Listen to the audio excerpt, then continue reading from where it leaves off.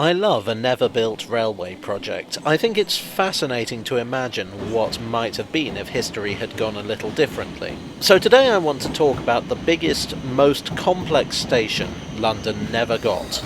A station for everyone. A massive station in the city itself, serving all parts of the country, yet which was blocked by Parliament.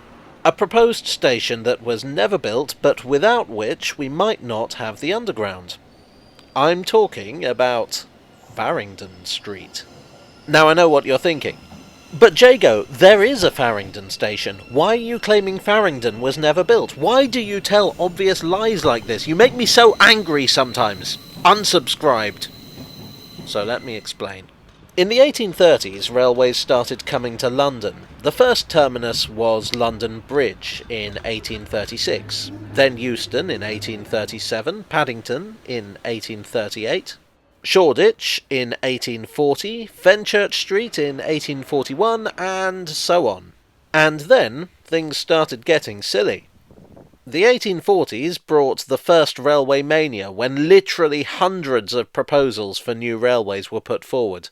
Most of these were a lot of rubbish, ideas put forward by speculators who didn't know the first thing about railways, but did know that they were an easy way to make a fortune. They were actually wrong about that, but a fool and his money, etc., etc. Not that all of these proposals were stupid. Some actually did get built, and some, having been refined and reworked, showed real potential. By 1846, there were 19 serious proposals for railways in the city. The proposal for a giant station at Farringdon is particularly interesting because it's really a predecessor to the Underground. It was put forward by Charles Pearson, a prominent lawyer and later Member of Parliament. He was a radical by the standards of the early Victorian era, being pro-universal suffrage, against anti-Catholicism and anti-Semitism. He was pro-disestablishmentarianism, anti-capital punishment, anti-corruption, and generally the opposite of the average person who promoted railways in those days. The roads of the city were, if anything, even more congested back then than they are now, and the city was badly overcrowded. Pearson saw railways as the solution to both problems, taking traffic off the roads and enabling people to live further away from their place of work in more pleasant conditions outside the city. But it wasn't as simple as just building a railway. Railways through the city were expensive because land in the city was expensive. It had buildings that needed clearing, and these weren't slums that you could just knock through. Charles Pearson proposed the frankly insane notion at the time of building railways underground, which would minimise disturbance. The railway he suggested was a 6-track main line shared by several companies with a giant station in Farringdon. What this station would have been called is not clear. Some call it London Central, some call it Farringdon Grand Central, some call it Farringdon Street. I like Farringdon Grand Central myself. The western side of the station would have been Shoe Lane, north Holborn Hill and Skinner Street. Old Bailey would have been the western side. Fleet Street and Ludgate Hill lay to the south. Farringdon Street would have cut right through the middle, north to south. There would also have been 2 new streets running through it. One is of particular interest. This part of London is the Fleet Valley, where there's a sudden dip due to the existence of the River Fleet, which is now mostly underground. Pearson saw this dip as an obstruction to traffic, so he proposed a main road that would cut right across it using a viaduct. The road he proposed in this plan wasn't built, of course, but Holborn Viaduct was a very similar scheme built in the 1860s. It was slightly north of Pearson's proposal. It basically replaces the aforementioned Holborn Hill and Skinner Street. North of the passenger station was to be a goods station of similar size.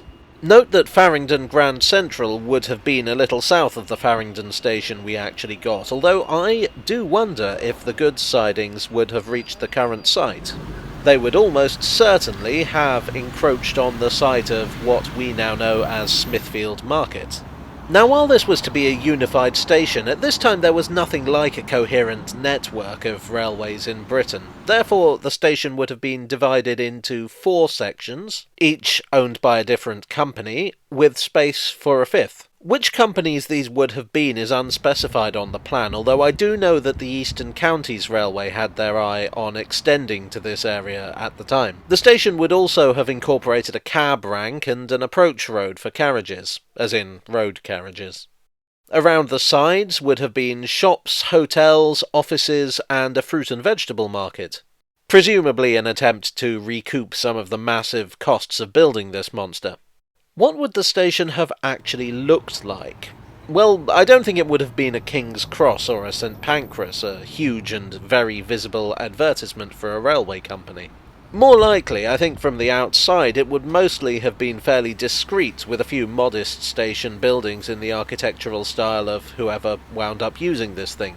You must bear in mind that a lot of people, many of them very powerful, were opposed to railways, so something non-intrusive would have been preferable to something grand.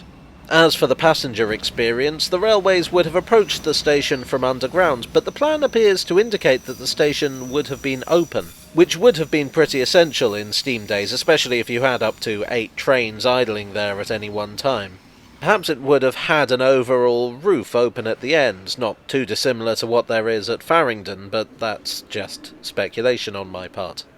So why didn't it happen? Well, with so many different proposals, there were concerns from many quarters that the ancient city would be overwhelmed, built over, and sliced up. Parliament proposed that the centre of London should henceforth be a railway-free zone. A royal commission was established in 1846.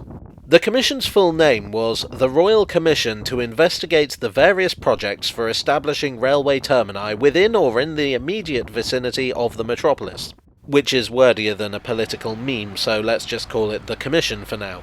The Commission mostly agreed with the parliamentary proposal, determining that companies couldn't just build railways willy-nilly, and within central London there would be no new lines. They would ease up on this later, hence the existence of Cannon Street, Charing Cross, Liverpool Street and Blackfriars today. But by that time, Pearson's proposal had been well and truly squashed. But something perhaps even greater came of it. Pearson never stopped campaigning for railway improvements in the city. In fact, he argued that concentrating mainline termini around the outside of the central area had in fact made traffic worse. He still thought an underground railway was the solution and pushed for a line that would connect all the major termini together. The plan underwent a great deal of evolution, and finally, in 1863, the congestion-relieving commuter railway was complete. You would know it as the Metropolitan Line, which of course was the start of the world's first underground network. A couple of years later, a line would be built to meet the Metropolitan, following more or less the same course as Pearson's suggested approach railway. And in 1990, a station would be built on almost the exact same site as Farringdon Grand Central. It's still there, and it's known as City Thameslink. When we look at these proposed lines, we can often say in hindsight that they were naive or ill thought out. But having seen the way railways actually did develop in the city, I honestly think Pearson might have been onto something with this one.